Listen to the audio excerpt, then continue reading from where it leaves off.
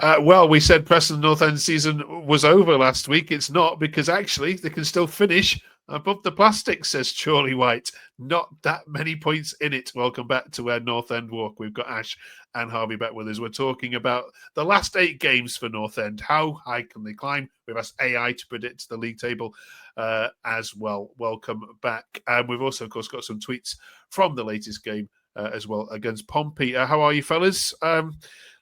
Looking forward to the next game, of course, is the big one, isn't it? The FA Cup game. So we'll chat to you about that in a second. But Harvey, let's go through these 8 remaining games. I wish you could care less about them, I'm guessing. But Swansea fans are a bit worried that they're still in a relegation fight. There's no way Preston are in a relegation fight, is there? I don't know. I'd like to think not, because I just think like a win here or there and results about you, I think it gives you enough to be safe. Yeah. But as it stands, I think we should be able to do enough to just finish where we usually do every year. So yeah, 9 points is it's too much to catch up for, even if you have the form. Right, let's go to the home games then, Harvey. So home games against Stoke, Cardiff, QPR, and Plymouth. 4 awful teams. 12 points. I don't know. You never know, do you? I think Stoke. I think Stoke's winnable. I think they're just a bit up and down this year. Cardiff, it's always a drab game, so I don't really care. QPR, I think they can surprise you. Obviously they got some decent players in there, but a draw or a win for that. And Plymouth, I think it all depends on how the season's going. I think if they've somehow got something to fight for, I think it can be a really interesting game. But if not, then that should be an easy 3 points realistically. Absolutely. And Preston are going to have a say in who goes up and who goes down, and pretty much all the races here. Though you won't be yourself, you'll have a say in the relegation race, because you play Derby away, Ash, as well. You also play Leeds away, and I'm sure you'd love nothing better than to mess up their title aspirations. Hull, and then of course your old pals are hoping that you can do them a bit of a favour on the last day and help them get out of this league. Give them a leg up into 6th place in Bristol City on the final day. How do you rate your away games? I think we beat Derby. I think Leeds is a tough one, especially at this point in the season. I think they'll be absolutely flying at us. They've been a bit hit and miss, but I think they should beat us, and I wouldn't be surprised to lose that. Hull, I think, again, that's a tough one. They're not doing great, are they? But I do think we're strong enough to beat them, but knowing us, we'll probably turn up and it'll be a draw. And Bristol City is the one that I don't actually mind losing, because I want them to go up this year. I'd love them to get playoffs. I don't like losing games, but if I had to pick one of the away games to lose, it'd be that one. Okay. All right. Good stuff. We'll get some reaction to the Portsmouth game now, if that's okay. Before that, AI have predicted where North End are going to finish. Where do you reckon, Harvey? 15th is my guess. Yeah, spot on. Well done. 57 points. Yeah, I had a go at it myself, actually. Where did I put it? I had you 13th. There you are. 61 points. Yeah, I think you've been playing all right. But it's a massive summer, as we spoke about last week for North End. Next week, join us because we're looking through all the out of contract players and the loan players, and Ash and Harvey can decide what's going to happen with this. So join us for that. What's your thoughts on the Pompey game, Harvey? Yeah, I thought, again, it's another week where we're saying the first half was just absolutely drab. It was so dull when I eventually got to watch it. And then it was just second half, we just seemed to give it a go, which is just typical Preston fashion. I think the Whiteman and the Ched Evans subs really contributed a lot. I thought Evans was absolutely brilliant when he came on. I thought he did everything that King couldn't do. And I thought Whiteman, when he started to go forward, was real creative. And obviously I did think Portsmouth were going to score. I think they were just applying a few sorts of pressure here and there, but obviously Stefan just outrageous goal and luckily wins it for us, which I think in the end was probably deserved. Yeah, a fantastic goal, wasn't it, by Thorstensen. This one from Mike Ash. Thought the sub choices, as Harvey was saying, and timings were brave and necessary today. Hooked to the one struggling or booked. I was hoping for Brady Hughes, Ched, who eventually appeared straight before the first goal. And then Herman says the player stuck at it very well, but the groundsman needs to up his game. Another dreadful bouncing, bobbly surface. So just your reactions to the game, and then just comment on the pitch for us. Is this a deliberate Villa tactic going on here? Yeah, so it's an absolute jobby of the first half. It was dreadful. I was so bored. Like I contemplated wanting to go home at half time. But then when he made the subs at half time, I was trying to count the subs as they came back out, and I counted 3, and I thought that's ballsy. But then when I realised it was 4, I was like, he must have roasted them at half time, and they deserved it because we were just dire in that first half. I thought the most important sub was probably Brady coming on. He really changed the game. Magoma got bullied the first half. I don't know who their winger was, but he was just shoving him off the ball, and it didn't look up to the men's game almost in a way, which is the first time we've seen that from him, and they were quite physical, which I quite like in a team, but it's not ideal against a younger lad.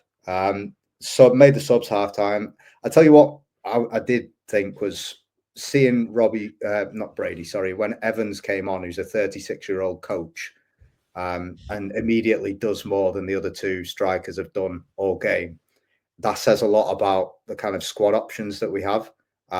So yeah, and then you get that goal at the end from Thordarson, what an absolute hunk of a man he is. He just went past the keeper and put it in. I went mental. I've never screamed so much in my life. Yeah, it was great. What an end to the game. But for the pitch, it's in a state, and I think we're waiting on the Deso pitch with the undersoil.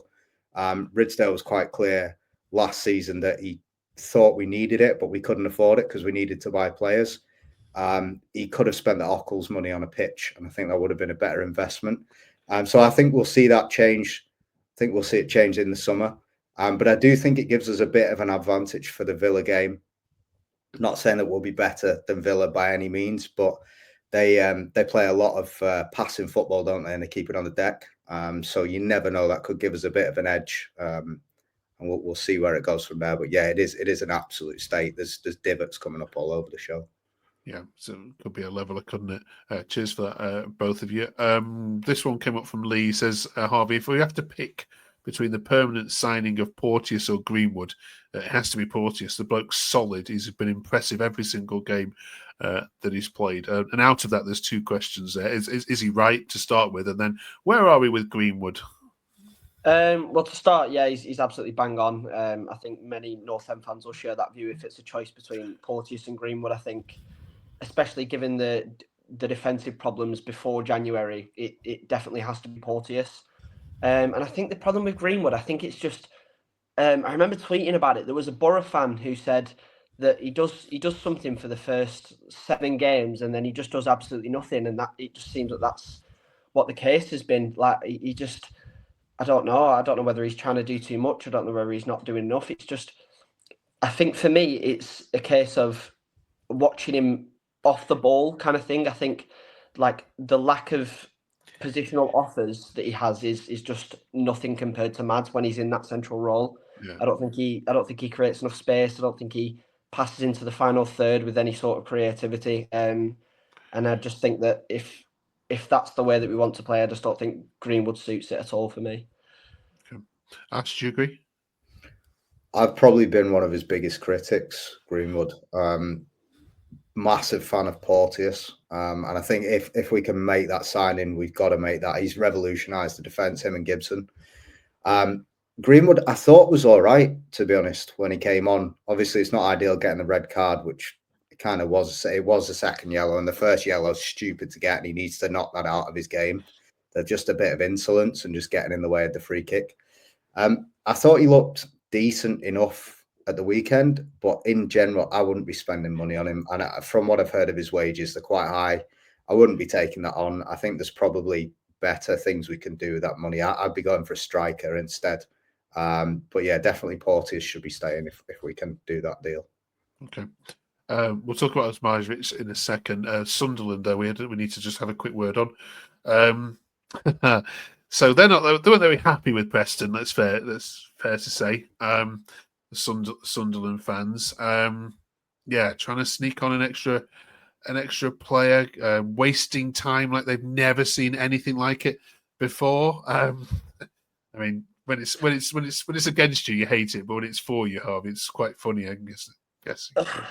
It was just brilliant. Like I tweeted about it saying it was probably the most enjoyable North End game I've ever watched. It was just it was brilliant. It was just seeing 12 players on the pitch. The ref can't handle the situation. Then you're seeing Patrick Bauer come on, who's like 50. He's not played a minute all season. I don't even think. It's just there was everything about it that was just like so laughable, and I don't think I've ever laughed at North End that much in my entire life. But then, obviously, karma comes back to bite you 2 minutes later, and it's a worldy finish. And I think as soon as all of that malarkey happened, it proper lit a fire into the Sunderland fans who were dead silent all game, and I think that's exactly what they needed to spur them on. And it's we've lost 2 points of our own doing, really. So yeah, it's a bit disappointing, but it was definitely an entertaining watch. Yeah, that's 3 games though, actually, against a team that's 4th in the league and heralded as one of the best young sides, and they've not beaten you in any of those three occasions. What does that say about where you're at? We generally look good against the better teams. I think when a team tries to take the game to us, it kind of suits our game. It's when we're trying to break a team down that we tend to struggle. A bit like the first half on Saturday. They were kind of compact and deep. So I think when a team is more of an attacking side, it really suits our counter-attacking play. But I haven't thought they've looked like the better side when we've played them. I mean, that goal was stupendous. What a finish that was. But aside from that, I don't remember anything great from them in the matches we've played against them. And I've not been that concerned about losing to them like I have in previous years. Okay. One last bit of news coming out of the club before we came on air was we knew it was on its way at some point. So the FA have decided to charge Osmajic from that Burnley game. Now we understand he's about to plead his innocence still, and the statement is forthcoming, and he's got, I think, to the 24th or something to respond. Your takes on this, Harvey?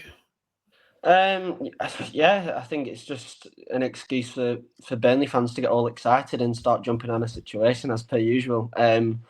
But for me, I think, for people who actually do read it, nothing's changed. It's just a case of an incident's happened and they're just waiting for Osmajic to plead his innocence, which we all know he'll obviously do anyways. And then it's just an investigation. So for me, it's the same news.